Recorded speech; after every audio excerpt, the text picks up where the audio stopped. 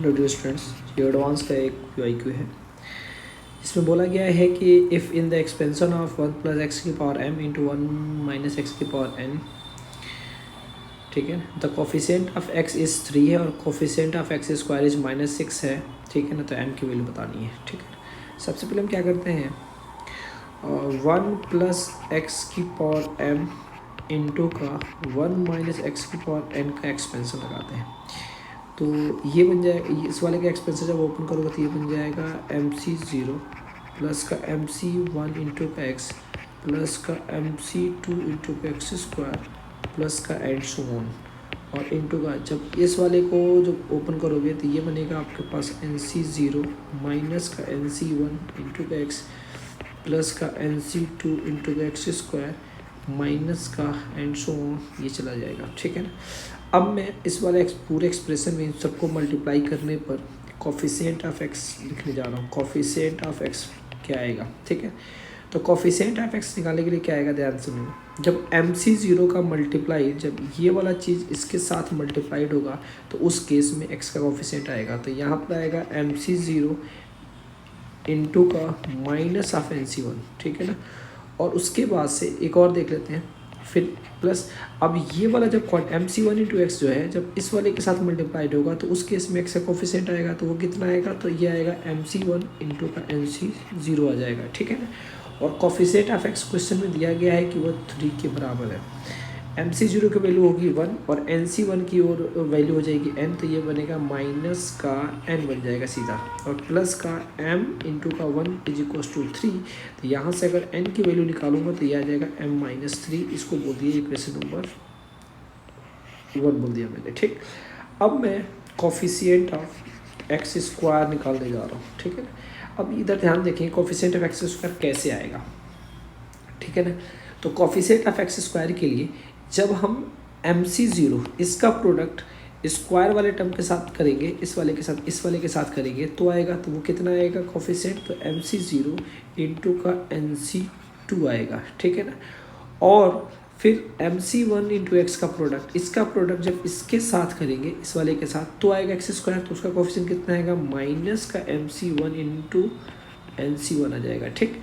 और फिर जब इसका प्रोडक्ट अपन NC0 के साथ करेंगे तो उस केस में एक्स स्क्वायर कोफिशिएंट आएगा, तो उसका कोफिशिएंट कितना आएगा, तो वो आएगा MC2 इंटू का NC0 आ जाएगा।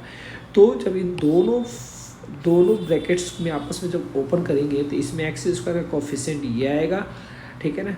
और एक्स स्क्वायर का कोफिशिएंट क्वेश्चन में दिया गया है, वो कितना दिया गया है क्वेश्चन में, -6 के बराबर दिया गया है, -6 के बराबर दिया गया है, ठीक।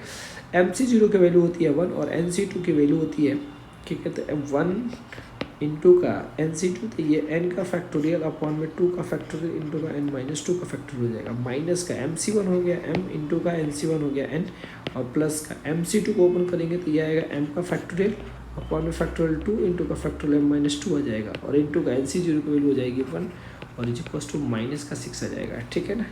अब थोड़ा सा और इसको मैनिपुलेट करते हैं, तो ये आपके पास बनेगा, इसको लिख सकता हूँ n इंटू का n-1 इंटू का n-2 का फैक्टोरियल और अपॉन में फैक्टोरियल 2 इंटू का फैक्टोरियल n-2 हो जाएगा, ठीक है। माइनस का m इंटू n आ जाएगा और प्लस का, इसको लिखेंगे m इंटू का m-1 इंटू का m-2 का फैक्टोरियल और अपॉन में 2 का फैक्टोरियल इंटू का m-2 का फैक्टोरियल और इज इक्वल्स टू -6 आ जाएगा। ये और ये कैंसिल आउट हो जाएगा, ये इससे कैंसिल आउट हो जाएगा, तो ये क्या बचेगा, n इंटू का n-1 अपॉन में 2 हो जाएगा, माइनस का mn आ जाएगा और प्लस का m इंटू का m-1 और अपॉन में 2 बराबर माइनस का 6 आ जाएगा। पूरे में मैं 2 से मल्टीप्लाई कर देता हूँ, तो इसके बाद से ये आएगा n इंटू का n-1 माइनस का mn और plus twice of m minus का mn आ जाएगा, और ये बनेगा आपका m इंटू का m-1 इक्वल्स टू माइनस का 12 बन जाएगा, ठीक है ना। हम क्या कर रहे हैं कि इक्वेशन 1 से n की वैल्यू को उठाकर इसमें सब्स्टिट्यूट कर देते हैं। तो जैसे ही फ्रॉम 1 से n की वैल्यू, फ्रॉम इक्वेशन 1 से n की वैल्यू जो है m-3 ला के रखेंगे यहाँ पर, तो ये बनेगा m-3 और यहाँ सब्स्टिट्यूट करोगे तो ये बनेगा m-3 माइनस का 1 माइनस का ट्वाइस ऑफ m और ये n की जगह पर रख देंगे m-3 और ये बनेगा m इंटू का m-1 इज इक्वल टू -12। ठीक है ना, सबको ओपन कर दिया मैंने। तो ये बनेगा m-3 और ये बनेगा m-4 और उसके पास ये बनेगा minus of twice m into का m-3 और ये बनेगा आपके पास m इंटू का m-1 इज इक्वल टू -12।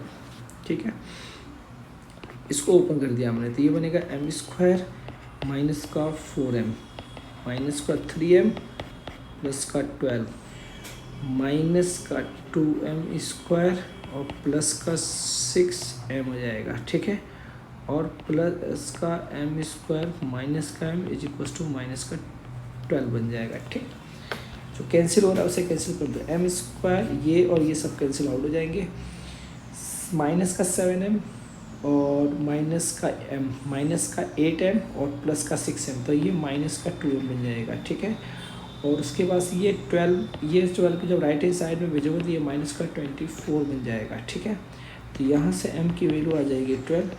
ठीक, तो यही आपके पास आंसर है, ये m बराबर 12 आपका आंसर है। Okay, thank you so much.